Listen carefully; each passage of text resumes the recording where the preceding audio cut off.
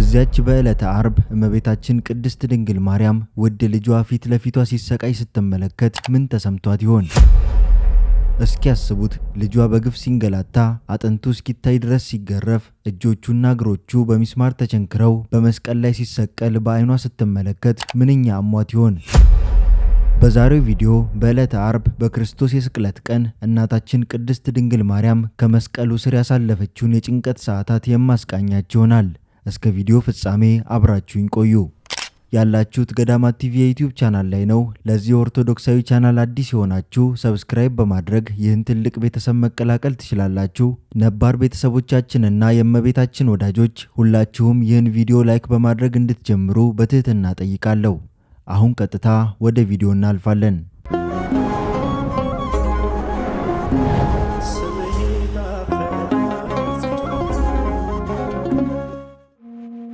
እስቲ ለአንድ አፍታ በዚያች በዕለተ ዓርብ የተሰቃየው የሕማም ሰው የክርስቶስ እናቱ ድንግል ማርያም በእናትነቷ ምን ሊሰማት እንደሚችል እናስብ።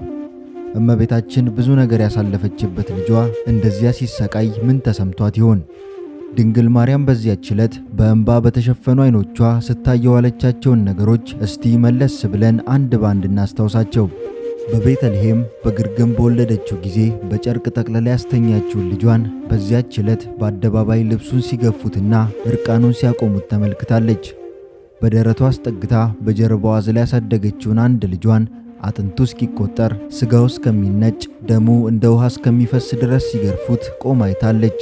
በንጉሥ ሄሮድስ ሰይፍ እንዳይሞትባት ወደ ግብፅ በረሃ እንደ ወፍ የተንከራተተችለት ልጇን ሰይፍና ጎመድ ይዘው ሲከቡት፣ ከሄሮድስ ወደ ጲላጦስ እያዳፉ ሲወስዱት፣ ወታደሮችም ከበው ሲደበድቡት ተመልክታለች። ድንግልናዊ ወተቷን አጥብታ ያሳደገችው አንዱን ልጇን ሐሞትና ከርቤን ሲያጠጡት አይታለች። እንደ ልጅነቱ አቅፋ ይዛው ልትሸሽ በማትችልበት በዕለተ ዓርብ ብዙ መከራ ያየችበትን ልጇን በወደቀበት ሲረግጡት፣ ሲተፉበትና ሲደበድቡት ያቺ የግብፅ በረሃ ስደተኛ ምን ተሰምቷት ይሆን? እጆቹን በእጆቿ ይዛ የመጀመሪያዎቹን የሕፃንነት እርምጃዎቹን በእግሮቹ እንዲራመድ የመራችው ልጇን እጆቹንና እግሮቹን በሚስማር ሲቸነክሩት ቆማ በዓይኖቿ ተመልክታለች። እንደ ሕፃናት ሲያለቅስ እንባውን የጠረገችለት ልጇን የእሾህ አክሊል በደፉበት ጊዜ ፊቱ በደም ተጠምቆ አይተዋለች።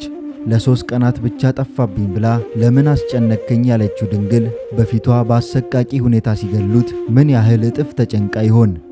የኢየሩሳሌም ሴቶች እንኳን ባይወልዱትም በሰብአዊነት ብቻ ራርተው ለቅሶና ሙሾ ካወጡለት ብቻዋን ያለ አባት የወለደችው እናቱ ምን ያህል አልቅሳ ይሆን?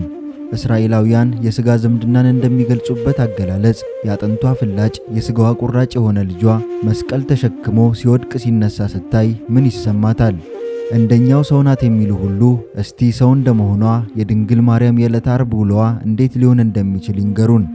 ኦርቶዶክሳውያን አባቶች እመቤታችን በዚያች ዕለት ያዘነችውንና የሕይወት ዘመኗን አዘናት ገና ለመግለጽ ሲነሱ እንባ ይቀድማቸዋል።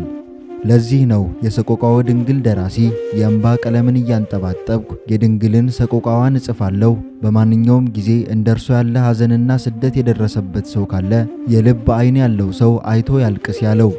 በእርግጥ የልብ ዓይን ኖሮት ካልተገኘ በቀር የእመቤታችን የዕለተ ዓርብ ሐዘኗን ሊያስብ የሚቻለው የለም።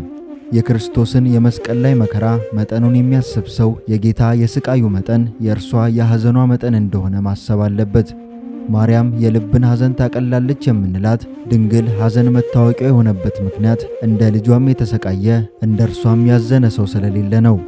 የዓለም መድኃኒት ኢየሱስ ክርስቶስ በሰውነቱ ላይ የቆሰለው እያንዳንዱ ቁስል ሁሉ የድንግል ማርያም የልቧ ላይ ቁስል እንደሆነ ለመረዳት የልብ ዓይን ያስፈልጋል። ሊቁ ዮሐንስ ዘደማስቆ እንዲህ ይላል፣ ከተፈጥሮ ሕግ በላይ የሆኑ ስጦታዎችን ለመቀበል የተገባች የሆነችው ይህች ቅድስት በተወለደች ጊዜ ያመለጠችውን የምጥ ስቃይ በዕለተ ዓርብ ተሰቃየች። ስትወልደው ጀምሮ አምላክነቱን የምታውቀው ልጇ እንደ ወንጀለኛ ሲሰቃይና ሲሞት ባየች ጊዜ ልቧ በእናትነት ርኅራኄ ተሰነጠቀ። በሰይፍ እንደሚከፈልም ሕሊናዋ ለሁለት ተከፈለ። በነፍስሽ ሰይፍ ያልፋል የሚለው ትንቢት ትርጉሙም ይኸው ነው።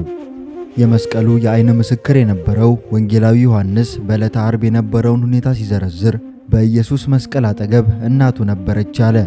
በቤተልሔም ግርግም ውስጥ የወለደችውን አንድ ልጇን እስከ ቀራንዮ የተከተለችው ድንግል ማርያም ከመስቀሉ አጠገብ ነበረች።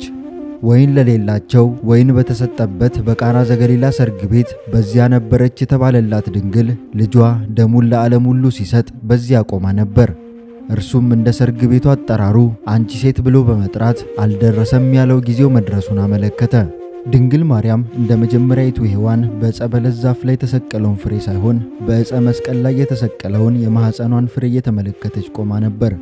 የቀደመችዋ ሔዋን ዛፉ ለመብላት ያማረ እንደሆነ፣ ለዓይን እንደሚያስጎመጅ፣ ለጥበብም መልካም እንደሆነ አየች። ለባሏም ሰጠችው፣ እርሱም ከእርሷ ጋር በላ። የሁለቱም ዓይኖች ተከፈቱ፣ ዕርቃናቸውን መሆናቸውንም አወቁ። የበለስን ቅጠሎች ሰፍተው ለራሳቸው ግልድም አደረጉ።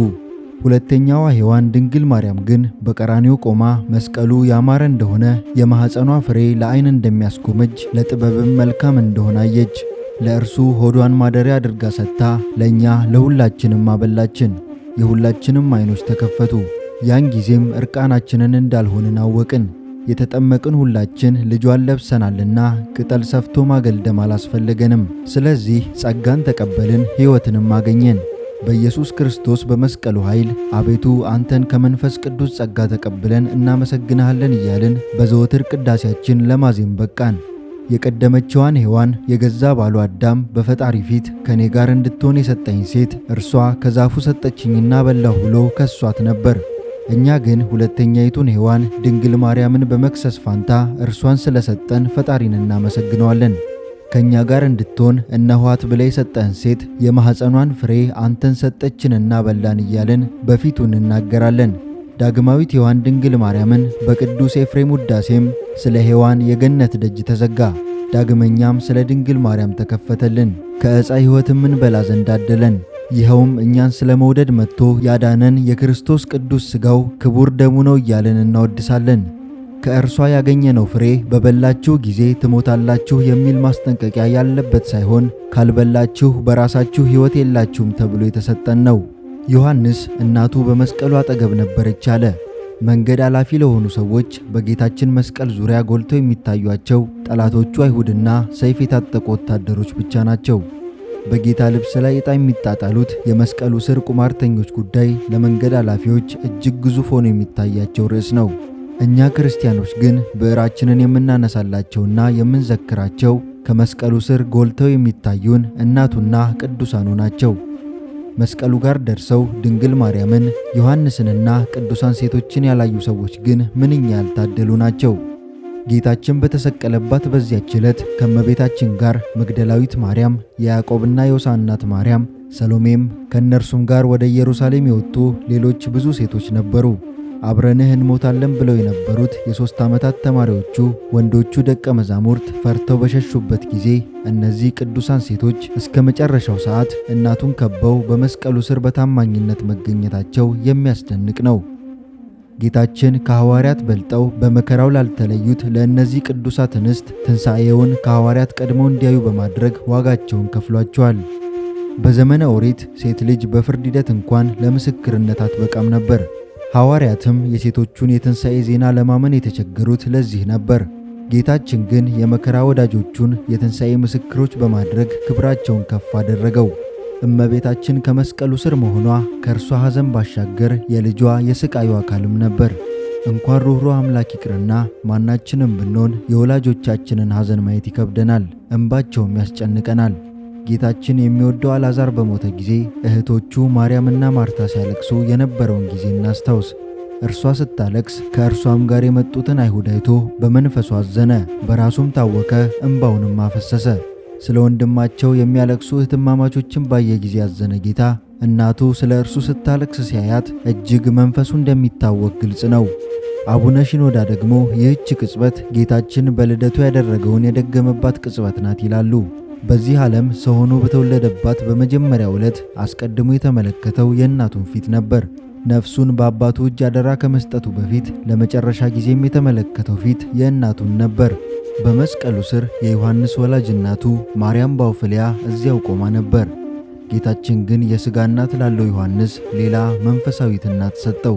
የሥጋ እናቱ ማርያም ባውፍልያ የምትለምነውን ሳታውቅ በግራና በቀኝ አስቀምጥልኝ ብላ ለልጆቿ ሞትን የምትለምን እናት ነበረችና ለዮሐንስ ሌላ እናት ያስፈልገዋል። ለነፍሳችን ሕይወትን የምትለምን በጸሎቷ ለሚያምኑ ምሕረትን የምታሰጥ እናት ያስፈልገዋልና እመቤታችንን እነኋት እናትህ ብሎ ሰጠው። ስለዚያ ያ ደቀ መዝሙር ከዚያች ሰዓት ጀምሮ ወደ ቤቱ ወሰዳት። ወደ ቤቱ ሲባል ትቶት ጌታን ወደ ተከተለው መኖሪያ ቤቱ ብቻ ከመሰለን የዋሆች ነን። እኔና ቤቴ ግን እግዚአብሔርን እናመልካለን ሲል የቤቴ ጣሪያና ግድግዳ እግዚአብሔርን ያመልካል ማለት ሳይሆን ሕይወቴ፣ ሁለንተናዬ፣ ቤተሰቤ ሁሉ ያመልከዋል ማለት አይደለምን? ትሞታለህና ቤትህን አስተካክል ማለት ሕይወትህን አስተካክል ማለት አይደለምን? ወደ ቤቱ ወሰዳት ማለትም ወደ ሕይወቱ፣ ወደ ማንነቱ፣ ወደ ልቡ ወሰዳት ማለት ነው። እመቤታችን ቅድስት ድንግል ማርያም እስከ ሕይወቷ ፍጻሜ ድረስ አደራ ተብሎ ከተሰጣት ልጇ ከዮሐንስ አልተለየችም። ልጇን ይዛ ከሄሮድስ ለመሸሽ ወደ ግብፅ እንደተሰደደች ሁሉ የአደራ ልጇን ዮሐንስን ይዛም ከሌላ ሄሮድስ ሸሽታለች። በዚያን ዘመን ንጉሥ ሄሮድስ መከራ ያጸናባቸው ዘንድ ከቤተ ክርስቲያኑ በአንዳንዶች ላይ እጁን ጫነባቸው። የዮሐንስም ወንድም ያዕቆብን በሰይፍ ገደለው። አይሁድንም ደስ እንዳሰኛቸው አይቶ ጨምሮ ጴጥሮስን ደሞ ያዘው።